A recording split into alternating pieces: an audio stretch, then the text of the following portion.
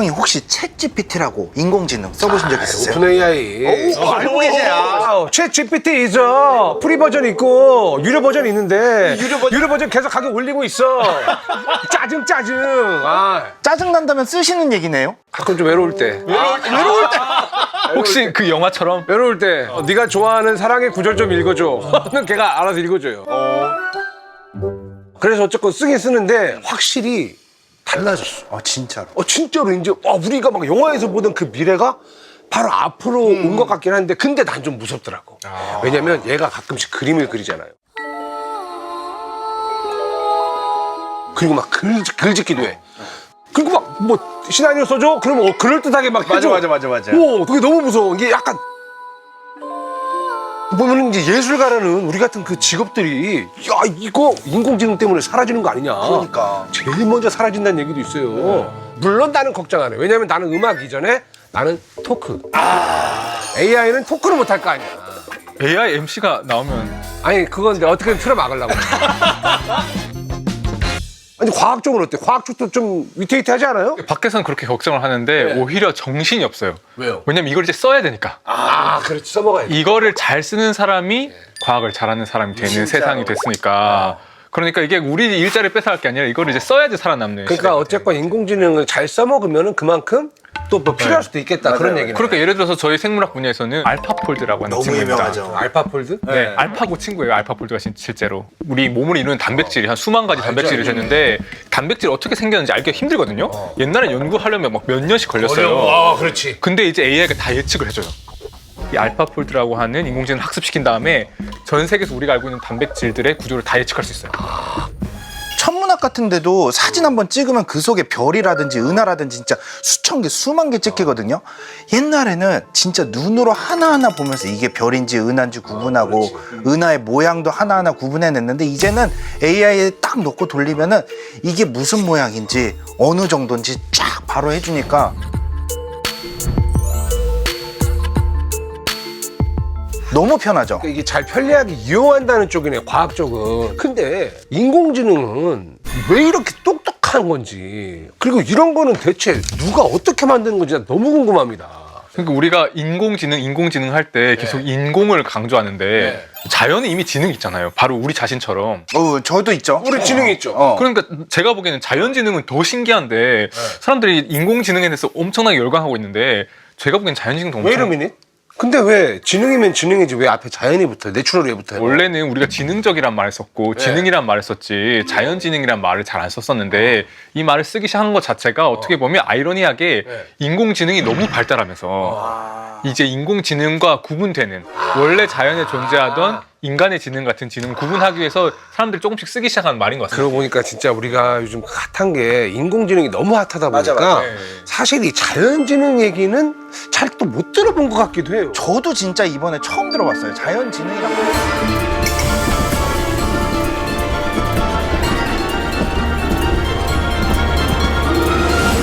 그래서 제가 오늘 어. 두 가지 자연지능과 인공지능 모두를 열심히 와요? 연구하시는 분을 와요? 모셨습니다. 오, 이건 제대로 과학이죠. 막 모셔주세요. 외쳐주세요. 아, 네, 들어오시죠. 예.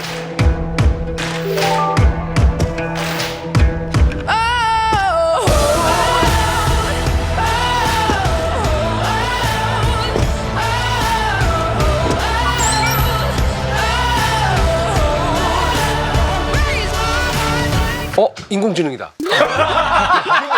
휴머노이드. 안녕하세요. 반갑습니다. 되게 영화에서 보는 그 로봇처럼 들어오셨어요. 터미네이터 같았어요. 예, 휴머노이드인 줄 알았습니다. 본인 소개 부탁드리겠습니다. 예, 저 백세범이라고 하고요. 네. 저는 카이스트 뇌인지과학과 교수입니다. 백 교수님. 네. 아니, 뇌하고 인공지능을 함께 연구하시는 거예요? 네, 저는 두 가지를 한꺼번에 하는데요. 제가 하는 분야는 계산 뇌과학이라 그래요. 한마디로 말하면 사람의 뇌를 연구하는데 계산적인 방법으로 컴퓨터 시뮬레이션 모델을 통해서 연구를 하거든요. 그러다 보니까 자연스럽게 인공지능도 무조건 연구를 같이 할 수 있게 됐어요. 네, 그래서 두 가지를 같이 연구하고 있습니다. 그럼 뇌과학이랑 인공지능을 좀 같이 연구를 하시는 건데 인공지능이랑 자연지능은 그러면 어떻게 다른 겁니까? 예, 중요한 다른 점을 찾아보자면 사실은 명확한 지점들이 많이 있거든요. 그러니까 예를 들어서 지금 우리가 인공지능을 갖고 어떤 일을 한다 했을 때 사람이 하는 거에 비해서 너무나 비효율적이에요. 비효율적이다? 저는 되게 뭔가 할 때 효율적이라고 생각을 오히려 했는데. 잘 써먹는 사람들은 엄청 잘 써먹는데. 네, 포인트는 이거예요. 똑같은 간단한 동작을 하면 사람보다 잘합니다. 예. 근데 잘하게 만들기까지가 너무 힘들어요. 예, 아시다시피 수많은 컴퓨터 리소스가 있어야 돼요. 많은 컴퓨터를 가져다가 많은 데이터를 학습해야 돼요. 근데 얼마나 많이 해야 되느냐?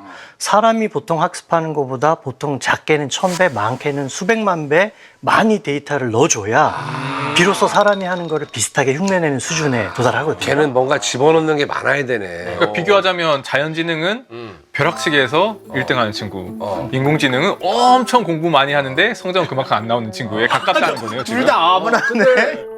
말씀하신 거는 사실은 어쨌건 공부 잘하는 사람 못하는 사람은 동일하게 사람이 작동하는 방식으로 하잖아요. 그 안에서 조금 잘하고 못하는 게 있잖아요. 그렇죠. 근데 아까 말씀드린 대로 인공지능과 사람이 1000배, 100만 배 이렇게 차이 난다고 하면 그거는 뭘 의심해 봐야 되냐면 다른 방식으로 작동하는구나. 결과물은 비슷해 보이는데 완전히 다른 방식으로 이 일을 하는구나. 인공지능은 목적이 명확하니까 그 목적을 이루기 위해서 어떻게 동작하느냐, 특별한 기능에 대해서 굉장히 구체적으로 얘기를 할 수가 있거든요. 그럼 그걸 뇌는 어떻게 합니까? 컴퓨터 프로그램 알고리즘을 짜듯이 법칙을 설정해 놓고 우리가 동작하는 건 아니구나.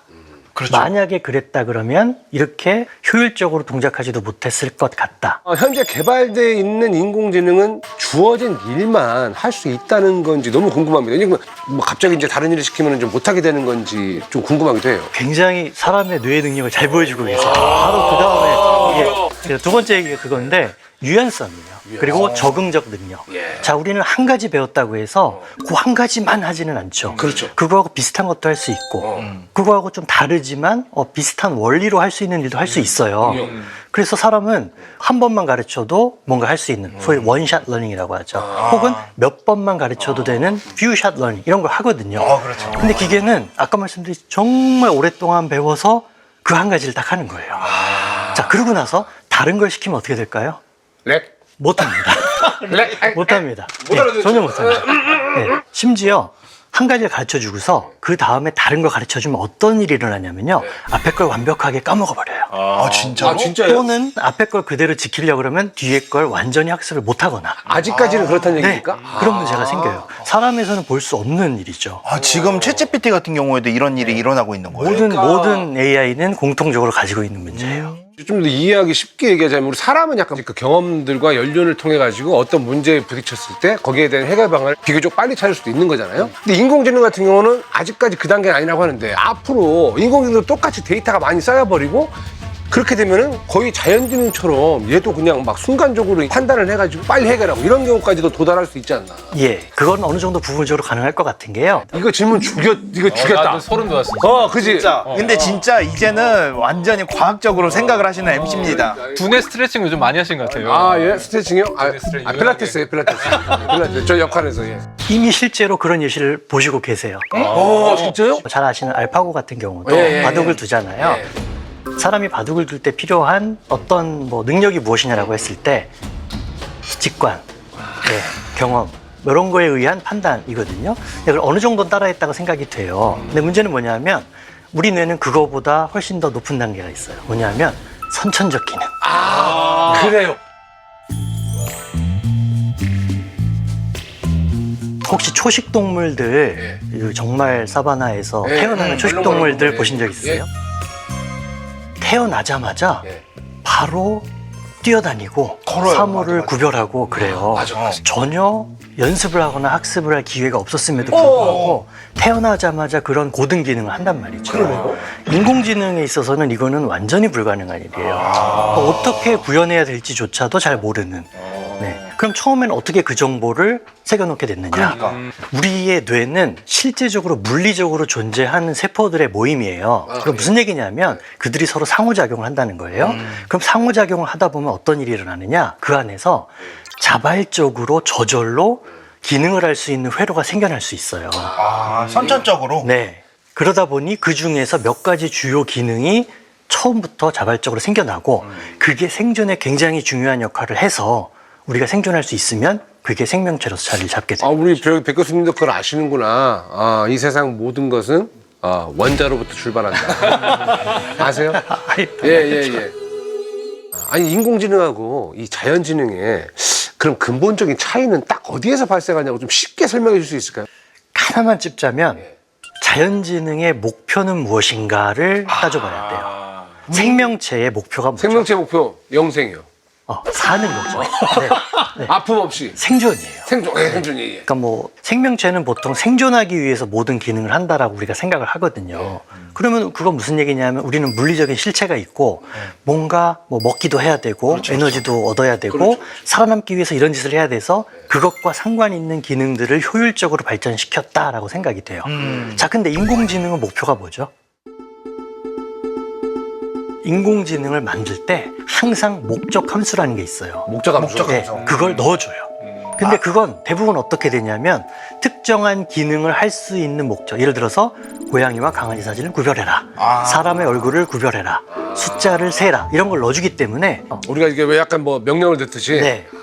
그래서 목적 함수가 없으면 인공지능은 목적이 없어요. 그럼 우리가 무슨 목적 함수를 넣어줘야 인간처럼 작동하게 만들어줄까? 근데 생존해라 이런 걸 넣어줄 수 있을까요? 인공지능이 현재 그냥 프로그램이에요. 그러니까 프로그램으로 그냥 인공지능을 구현하면 안 되겠네? 사람처럼 만들어줘야 되겠네?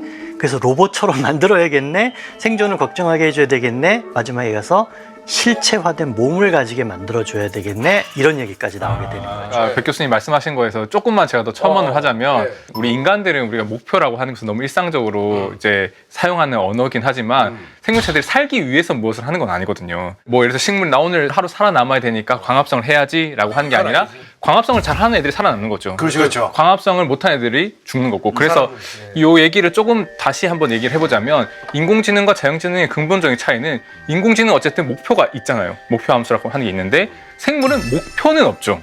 오직 기능이 잘 작동하는 애들이 살아남아서 오늘의 꼴을 갖추게 됐기 때문에 살아남음, 생존이라고 하는 것이 중요하지만 인공지능에게는 생존이 목표가 아니기 때문에 큰 근본적인 차이가 있을 수밖에 없다는 생각이 그러면 듭니다. 인공지능이 자연지능을 좀 닮아가고 있다 이런 말이 요새 많이 들립니다. 자연지능을 어떻게 따라가고 있는 거라고 보십니까? 예.